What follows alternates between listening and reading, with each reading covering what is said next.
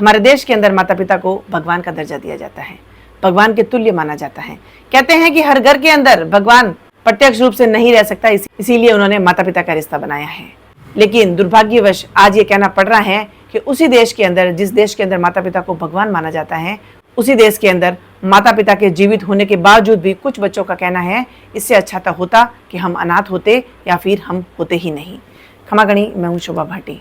जी हाँ, बिल्कुल, सुन के आश्चर्य होगा, सुन के आप सभी को शौक भी लगेगा कि आज हमारे देश के अंदर बहुत से परिवारों के अंदर बच्चों का ये कहना है कि हमें नहीं चाहिए माता पिता, इससे अच्छा तो है हम अनाथ आश्रम में छोड़ दीजिए या फिर हमें मरने के लिए छोड़ दीजिए, लेकिन हम अपने माता पिता के साथ नहीं रहना चाहते।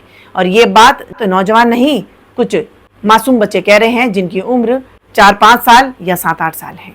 कहते हैं कि माता पिता की आगोश में, माता पिता की छत्र छाया के अंदर हर बच्चा अपने आप को सुरक्षित पाता है, हर बच्चा अपने आप को सौभाग्यशाली पाता है, क्योंकि माता पिता एक ऐसा रिश्ता होता है जहाँ पे पूरी दुनिया का प्यार लुटाया जाता है और बच्चे अपने हर सपने पूरे कर सकते हैं और अपनी हर मनमानी पूरी कर सकते हैं।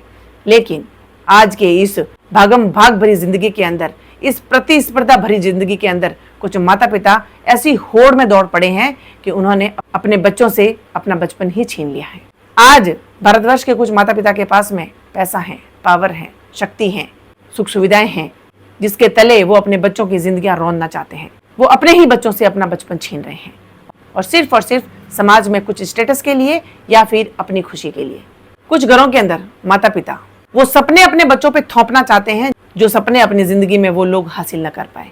वो चाहते हैं कि वो सपने हमारे बच्चे पूरे करेंगे।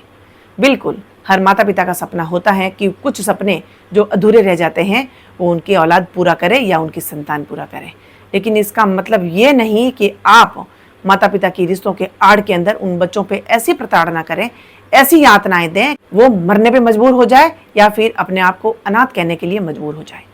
अनाथ का मतलब होता है जिसका कोई नाथ नहीं।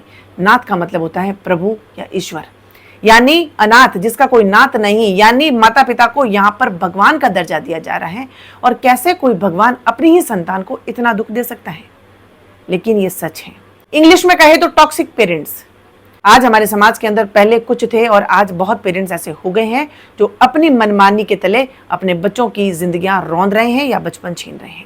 सिर्फ और सिर्फ अपनी मनमानी करने के लिए, अपनी जिद पूरी करने के लिए बच्चों के ऊपर इतनी यातनाएं दे रहे हैं मानो उनके अंदर जान ही ना हो। आखिर क्यों? आप उनके माता पिता हैं तो कोई ऐसा नहीं कर रहे हैं आप लोग उनके ऊपर। जीवन का ये चक्र है, आपके माता पिता ने आपको जन्म दिया है, आपने आपकी संतान को जन्म दिया है और आपकी संतान आने वाले समय में अपनी संतान को जन्म देगी। ये एक जीवन का चक्र है जो चलता रहता है। किसी ने भी कोई बहुत बड़ा काम नहीं किया है संतान को जन्म देके। संतान को जन्म देके अगर हम उनको इस दुनिया की खुशियां देते हैं तो संतान भी जन्म लेके माता पिता बनने का सुख देती है। संतान जब हमारे घर में जन्म लेती है तो हम लोग माता पिता कहलाते हैं। अगर जिस घर के अंदर संतान जन्म नहीं लेती है तो उन घर में जाके पूछिए कि उनके घर के क्या हालात हैं या कितना सूनापन है। आज भगवान की कृपा से आपको संतान मिली है तो उनको मार्गदर्शन करिए, उनको प्रेरित करिए, अप्रिशिएट करिए, एडमायर करिए, या फिर अपने कुछ टूटे हुए सपने जो आप पूरे नहीं कर सके तो उनके सामने रख सकते हैं। आप उनको बता सकते हैं कि ये मेरे सपने थे, ये मेरे लाइफ का गोल था, ये मेरा एम था, लेकिन इन परिस्थितियों की वजह से या फिर इन कमियों की वजह से मैं पूरा नहीं कर पाया। आपका बच्चा अगर इंटरेस्टेड होगा, उसमें उसकी रुचि होगी तो वो इस चीज को करने के लिए तैयार हो जाएगा। लेकिन नहीं, वो उस फील्ड में कुछ नहीं करके कुछ अदर फील्ड में कुछ करना चाहता है तो ये उसका अधिकार है। और अधिकारों का हनन करके, अधिकारों को छीन के आप कैसे आप खुश रह सकते हैं और कैसे सुखी हो सकते हैं? आज आपके पास में पावर है, बहुत सारा पैसा है या फिर आपका नाम है, हो सकता है उस डर से आपके बच्चे चुप रह सकते हैं। लेकिन मत भूलिए कि हर एक पल आप बुढ़ापे की तरफ अग्रसर हैं और आपके बच्चे जवानी की तरफ। यही पावर, यही शक्तियां एक दिन उनके पास भी आएगी। सोचिए आप कि उस दिन क्या मंजर होगा और क्या सोच रहेगी उनकी कि हमारे माता पिता ने इस उम्र में हमारे साथ क्या किया। कुछ माता पिता अपने बच्चों को अपने पावर के तले, अपनी शक्तियों के तले या अपने पैसों के तले उनको डरा के रखते हैं, उनको धमका के रखते हैं और उनको ऐसा लगता है कि ये हमारा माता पिता का अधिकार है। ये आपका अधिकार नहीं, ये एक खौफ है जो आप अपने बच्चों के दिलों में भरना चाहते हैं या फिर उसके तले बच्चों को दबाना चाहते हैं। ठीक है, जब तक वो निर्बल हैं, जब तक वो आपके ऊपर डिपेंड है, तब तक वो इन चीजों को सहन भी कर लेंगे। लेकिन सोचिए आने वाले कल के बारे में, जब वो बच्चे इस पिंजरों को तोड़ने के लिए सक्षम हो जाएंगे, इस पिंजरे से उड़ने के लिए सक्षम हो जाएंगे या फिर इतनी शक्तियां वो खुद गेन कर लेंगे कि आपका सामना कर सके। आपका क्या हर्ष होगा और उन बच्चों के दिमाग में आपके प्रति क्या सोच होगी, इसके बारे में भी आपको सोचना चाहिए। पढ़ाई लिखाई, कामयाबी, टैलेंट, ये सब गॉड गिफ्टेड चीजें होती हैं।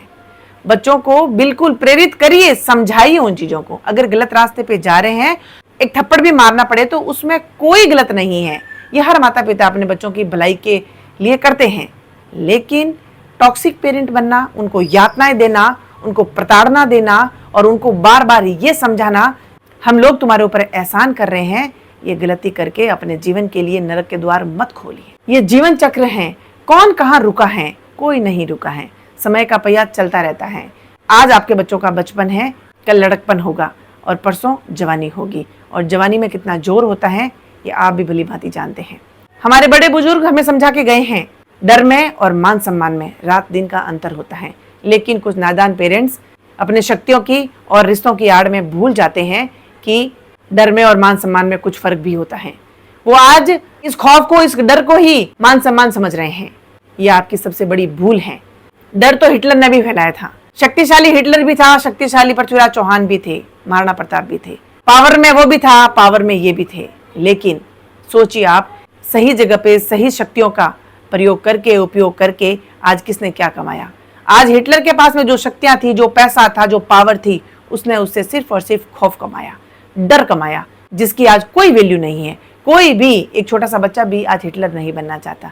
लेकिन आज भी हमारे इतिहास के अंदर महाराणा प्रताप का, पृथ्वीराज चौहान का, शिवाजी महाराज का, भगत सिंह का, सुभाष चंद्र बोस का नाम सुनहरा अक्षरों से लिखा गया, क्योंकि उन्होंने अपनी पावर का, अपनी शक्तियों का गलत जगह पे उपयोग नहीं किया।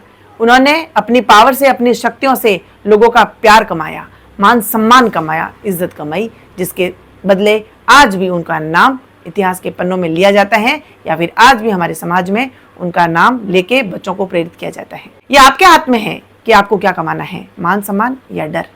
हाँ, आज वो बच्चे चुप हैं, आज वो बच्चे वो सब कर रहे होंगे जो आप उनको डरा धमका के कर रहे हैं, लेकिन जिंदगी भर वो नहीं करेंगे। जब वो पावरफुल हो जाएंगे, जब उनके पास पावर आ जाएगी, तो आपके डरने का वक्त आ जाएगा। क्योंकि यहाँ पे हर चीज जोड़े में आती है।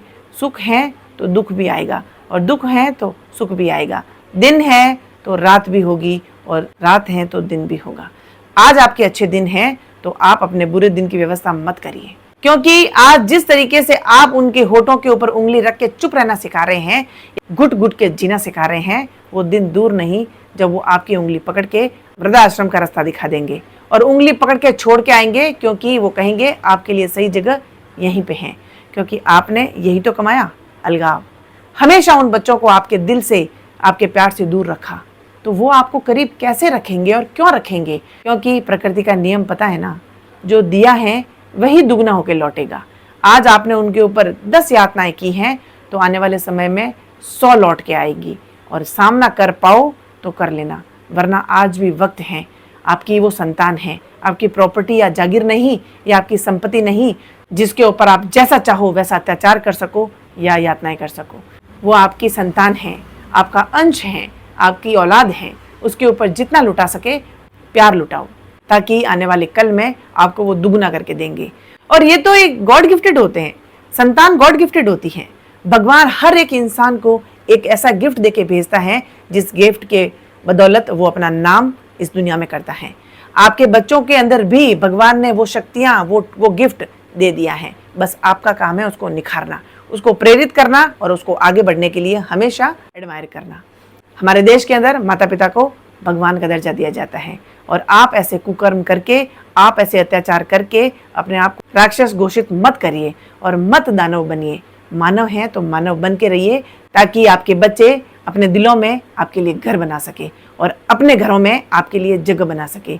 वरना वो दिन दूर नहीं जब आपको आपके ही अकेलेपन के साथ में या तो वृद्धाश्रम में छोड़ दिया जाएगा, या फिर एक ऐसी दुनिया के अंदर छोड़ दिया जाएगा, वहाँ पे मान सम्मान, प्यार, इज्जत तो छोड़िए, रोने के लिए किसी का कंधा भी नहीं मिलेगा। इसीलिए अपने हाथों से अपनी कब्र न खोदें, हो सके तो प्यार लुटाएं, ताकि आने वाले समय में आपके बच्चे आपको लौटा सके।